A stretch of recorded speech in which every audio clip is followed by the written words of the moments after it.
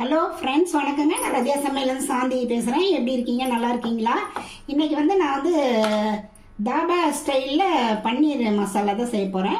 நான் எப்படி செய்கிறேன்னு உங்களுக்கு செஞ்சு காமிக்கிறேன். ஃபஸ்ட் டைம் வீடியோ பார்க்குறவங்களா இருந்தால் சப்ஸ்கிரைப் பண்ணிங்க. பக்கத்தில் இருக்க பெல் பட்டனை கிளிக் பண்ணிங்கன்னா நான் போடுற வீடியோலாம் உங்களுக்கு உடனுக்குடன் வரும். வாங்க வீடியோக்குள்ளே போகலாம்.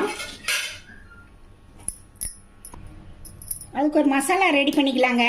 ஒரு டேபிள் ஸ்பூன் வர மல்லி, அப்புறம் ஜீரகத்தூள் ஒரு அரை டீஸ்பூனு, சோம்பு ஒரு அரை டீஸ்பூனு, பட்டை 2, கிராம்பு 2, ஒரு ஏலக்காய், மிளகு இதெல்லாம் போட்டு லைட்டாக வறுத்துக்கலாங்க. ரொம்ப செவக்க வறுக்க வேண்டாம். போதுங்க. வறுபட்டுருச்சு. இதை ஆஃப் பண்ணிவிட்டு நம்ம ஆற விட்டு பொடி பண்ணிக்கலாம்.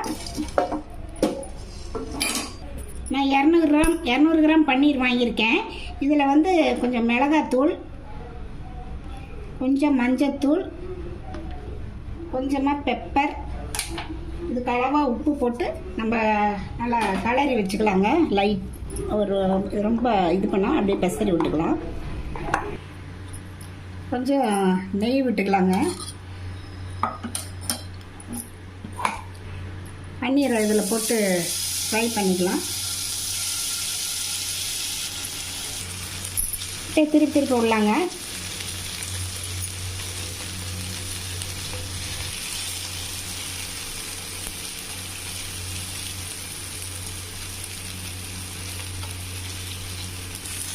இந்தளவுக்கு ஆனதுக்கப்புறம் நம்ம ஆஃப் பண்ணிடலாங்க. போதும், இந்தளவுக்கு ஃப்ரை ஆனால் போதும். ஒரு பேனில் எண்ணெய் கொஞ்சம் ஊற்றிருக்கேன். ஒரு ஸ்பூன் நெய்யும் விட்டுக்கலாங்க. நெய் விட்டால் கொஞ்சம் டேஸ்ட்டாக இருக்கும். கொஞ்சம் ஜீரகம், ஒரு பிரிஞ்சி இலை, இது பொரியிட்டுங்க. பொரியுதுங்க. பொடிசா நறுக்குனா பெரிய வெங்காயம். வெங்காயம் வதங்கினதுக்கப்புறம் இஞ்சி பூண்டு பேஸ்ட் போட்டுக்கலாம். இது பச்சை வாசனை போகட்டும். 1/4 டீஸ்பூன் மஞ்சத்தூள், மல்லித்தூள் 1 டீஸ்பூனு, கரம் மசாலா ஒரு அரை டீஸ்பூனு, மிளகாத்தூள் காஷ்மீரி சில்லி அது 1 ஸ்பூனுங்க. இதோட சேர்த்து கொஞ்சம் அப்படியே கலந்து விடலாம். 4 தக்காளி அரைச்சி வச்சுருக்கேன், அதை இதில் சேர்த்துடலாங்க. இதுக்கு அளவாக உப்பு. இது நல்ல எண்ணெய் பிரிஞ்சு வர மாதிரி நல்லா ஓரளவுக்கு வேகட்டுங்க. இந்த மசாலா பொடி இதில் தூவிடலாங்க.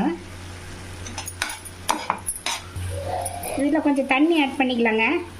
ஆட் பண்ணி ஒரு 5 நிமிஷம் கொதிக்கிடுங்க.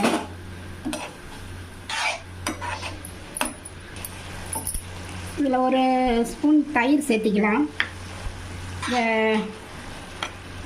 காரத்தை பேலன்ஸ் பண்ணுறதுக்கு கொஞ்சம் சுகர் அரை டீஸ்பூனு, ஒரு பச்சை மிளகாய், 2 நிமிஷம் இதில் வச்சுடுங்க. பன்னீர் இதில் சேர்த்திடலாம்.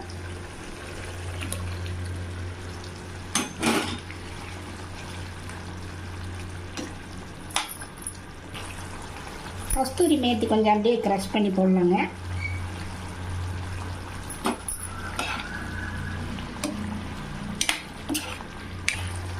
ரெடி ஆயிடுச்சுங்க. மல்லித்தலை போட்டு இறக்கிடலாங்க. அவ்வளோதாங்க. இந்த வீடியோ பிடிச்சிருந்தேன்னா நீங்கள் ரதியா சமையலுக்கு சப்ஸ்கிரைப் பண்ணுங்கள், லைக் பண்ணுங்கள், ஷேர் பண்ணுங்கள். அடுத்த வீடியோவில் வேறு சந்திக்கிறேன். வணக்கங்க.